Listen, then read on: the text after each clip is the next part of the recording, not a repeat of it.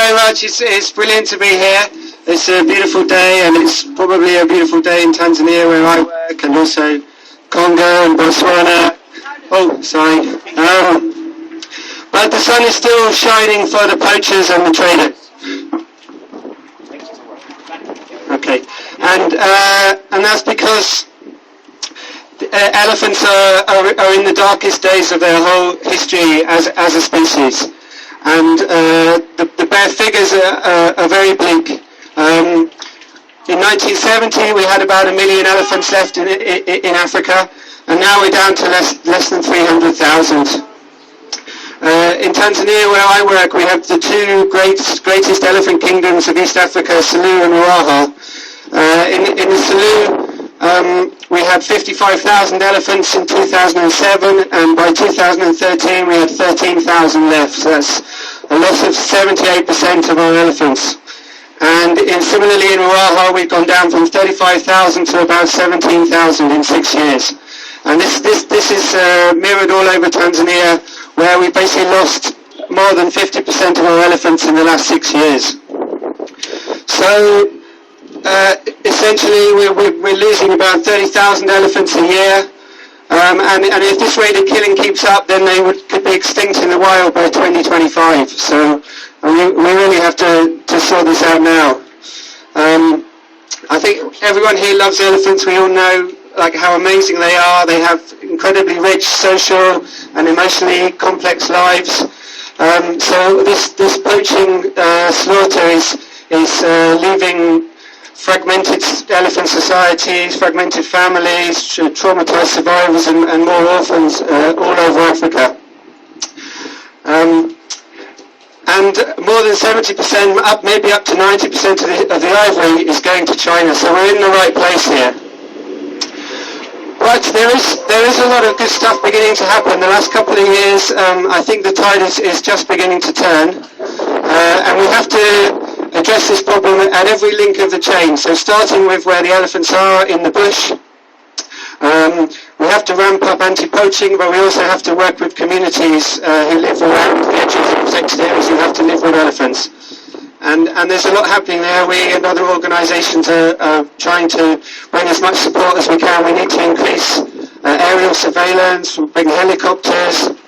Drones can be very useful, and we're also working on state-of-the-art camera trapping systems so that we can have real-time satellite-linked camera traps in the bush. So when a poacher triggers a camera trap, that image is beamed straight into the laptop of the National Park Warden, and we can respond rapidly to it. So there's good stuff happening, but we need more resources. Similarly with trafficking, the next stage of the next link of the chain, we need more sniffer dogs, more intelligence, more people in the ports. The third major issue is prosecutions. There's been very little deterrence against poaching in African countries. But the tide is turning there as well, and we need to support the African efforts to increase the capacity of their judiciary and their ability to prosecute.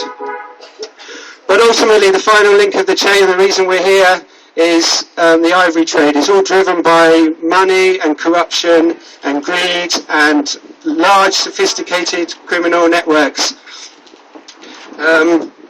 that are moving this ivory to China.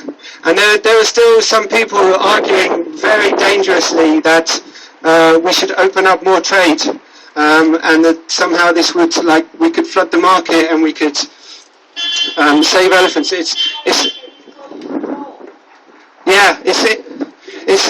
not going to work. Studies in China have shown that more than 75% of the ivory that's on sale, that's said to be legal in China, is actually illegal. The papers are forged. So as long as we have a legal trade, it gives channels for illegal ivory to go in. It also stimulates demand, and it encourages the poachers and the criminal networks. And so the stockpiling of ivory, they think there's going to be a market in the future, so then they keep poaching.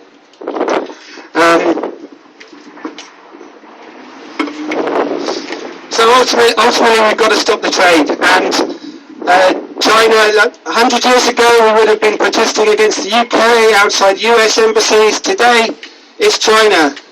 Up to 90% of the ivory is going to China. And I think humanity has a historical moral choice to make. I think about the slave trade 150 years ago.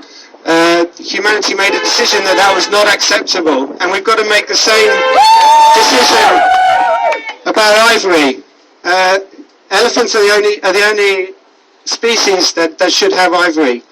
How is that going to happen? I think human behaviour can change, as we've seen with the slave trade. Use the social networks.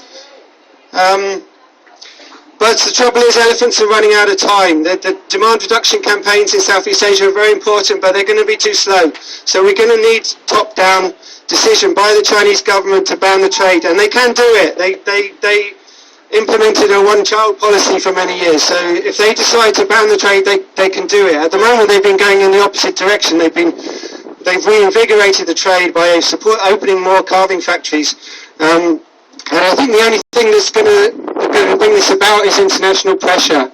And realistically, I've been to China a couple of times, and there's a very strong thing in the culture of saving face. So they're not going to back down in direct response to a demonstration like this.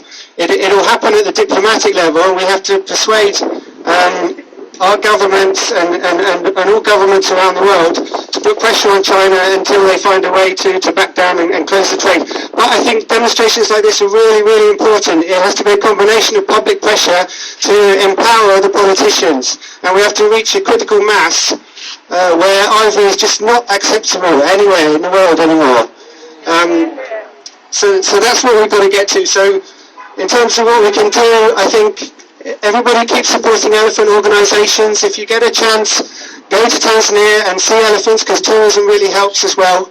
But at the end of the day, most of all, keep this campaign up and expand it. We need demonstrations like this every month in every Chinese embassy around the world.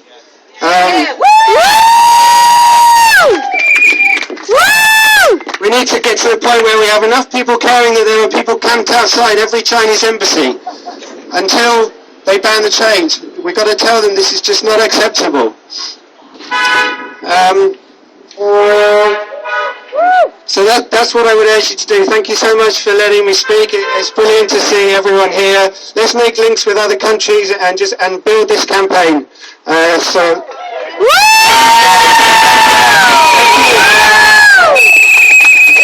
you very much. Thank you. Thank you, Trevor. It's so important.